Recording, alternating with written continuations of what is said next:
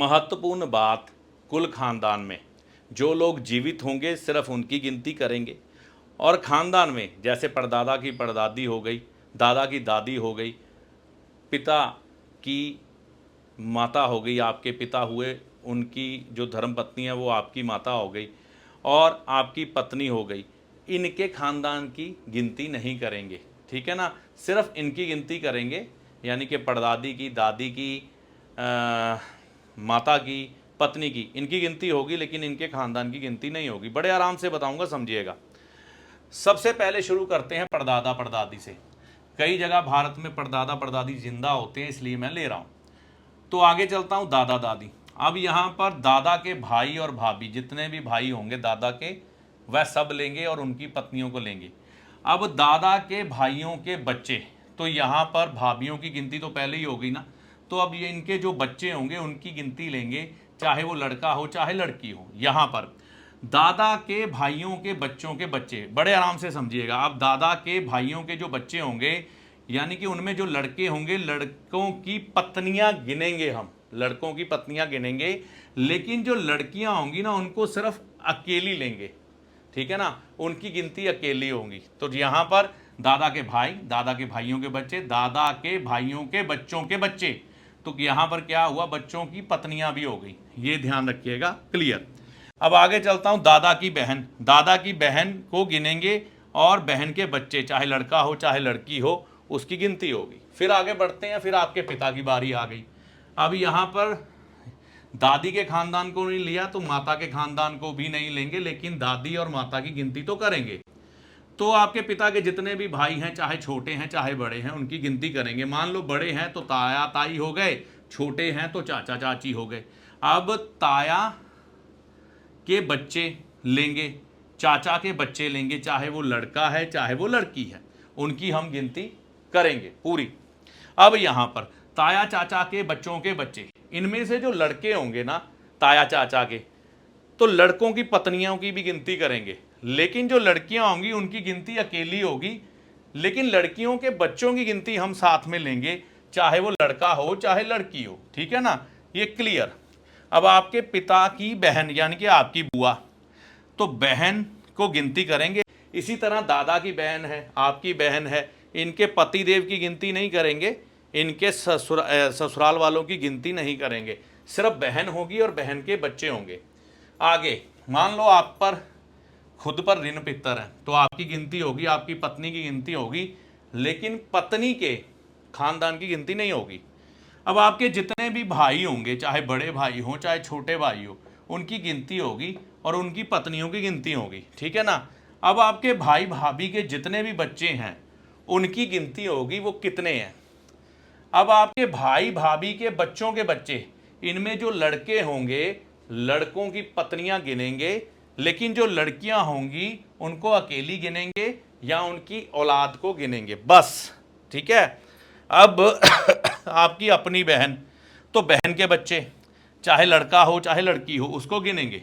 अब आपके खुद के अपने बच्चे, चाहे वो लड़का है चाहे लड़की है, तो लड़के की अगर पत्नी है तो उसकी गिनती करेंगे, और अगर आपके लड़के के बच्चे हैं, चाहे लड़का है चाहे लड़की है, उसकी भी गिनती करेंगे। ठीक है ना। अब जो आपकी लड़की है उसकी अगर शादी हो गई है तो उसकी गिनती करेंगे ही करेंगे लड़की की, लड़की के जितने भी बच्चे हैं उनकी भी गिनती करेंगे, चाहे लड़का है चाहे लड़की, लेकिन लड़की के पति की गिनती नहीं करेंगे, लड़की के ससुराल वालों की गिनती नहीं करेंगे।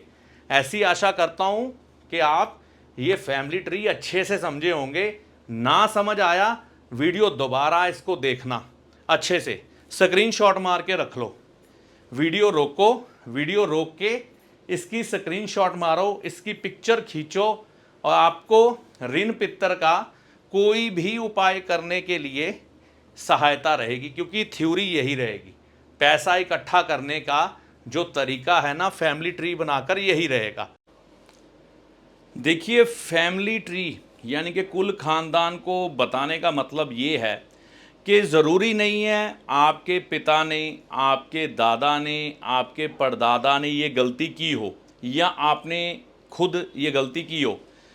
ये कुल खानदान में जिन लोगों का भी जिक्र आया है, आपकी बुआ है, आपकी बहन है, आपके दादा के भाई है, भाई के बच्चे हैं, बच्चों के बच्चे हैं, इनमें से कोई भी करेगा ना तो सबको प्रसाद मिल बांट के मिलेगा। तो यहाँ पर व्यक्ति कहता है कि गलती कोई करे भुगतूं मैं क्यों। देखो, खून का असर इसे ही कहते हैं, करे कोई भरे कोई। तो कोई भी व्यक्ति आपके परिवार में यह गलती करता है तो उसका परिणाम सबको मिलकर भुगतना पड़ता है। कोई आज भुगतेगा, कोई कल भुगतेगा, बचेगा कोई नहीं, हर कोई भुगतेगा। तो यहाँ पर कुल खानदान की गिनती आपने कर ली। अब कुल खानदान की गिनती करने के बाद, क्योंकि ये गुनाह आपने अकेले नहीं किया है, तो यह सोचिएगा कि इसका पश्चाताप भी आप अकेले नहीं करेंगे, सभी करेंगे। क्योंकि हो सकता है आपके परिवार में से ऐसा कुछ किया ही ना गया हो, ठीक है ना। तो अब इसका दंड अकेले भुगत रहे हैं, लेकिन तो सच तो यही है जो ज्योतिष कहता है, जो उसके सिद्धांत कहते हैं। तो यहाँ पर आप क्या करेंगे, आप उन लोगों की एक लिस्ट बनाएंगे जो दुनिया में जीवित हैं। सबसे पहली बात ये है, ये उपाय उनके साथ मिलकर किया जाता है जो दुनिया में जीवित है। जो दुनिया को छोड़ के जा चुके हैं उनकी गिनती नहीं होगी, ठीक है। और दूसरी बात, अब एक लिस्ट बनाएंगे जो आपका साथ देंगे, है ना। तो आपका जो साथ देंगे उनकी एक लिस्ट बनाएंगे। कुछ एक व्यक्ति होंगे जो कारणवश बहुत दूर है, या आपकी उनसे बोलचाल नहीं है, या आप उनसे पैसे नहीं मांग सकते, या मांगेंगे तो वो देंगे नहीं, उनकी एक लिस्ट बनाएंगे। अब क्या करना है, हमने 100 अलग अलग जगह की मछलियों को खाना खिलाना है। तो ये काम थोड़ा कठिन तो है ना। तो यहाँ पर आप अकेले नहीं लगेंगे, आपके परिवार के वह सभी लोग लगेंगे जो इस उपाय में शामिल हो सकें, ठीक है ना। तो यहाँ पर दो चीज़ें होती हैं, या तो एक नदी पकड़ लो, उसके साथ साथ चलते जाओ, अलग अलग जगह पर अलग अलग मछलियों को खाना खिलाते जाओ, या परिवार के सदस्य कुल खानदान के बिखर जाएं। एक व्यक्ति उस तालाब पे चला गया, एक उस तालाब पे, एक उस नहर पे चला गया, एक उस स्थान पे चला गया, ठीक है ना। और अब जो व्यक्ति आपका साथ देंगे उनसे एक कलेक्शन की, मान लीजिए आपने 10 रुपये डाले, तो जो लोग आपका इस उपाय में साथ देना चाहते हैं उनके भी 10-10 रुपये डालेंगे। अब जो व्यक्ति होंगे आपका इस उपाय में साथ नहीं देंगे, उनके लिए आप क्या करेंगे, उनके लिए एक रास्ता ये है कि उनका 10 गुना हिस्सा आप डाल के मछलियों का चारा ले लेंगे। चाहे आटे की गोलियां बना लें या चारा ले लें, जो मछलियों के लिए उचित खुराक है वो बनाकर आपने 100 अलग अलग जगह की मछलियों को खाना खिलाना एक ही दिन में। तो परिवार के सभी सदस्य जो आपका साथ दे रहे हैं उनको शामिल करें।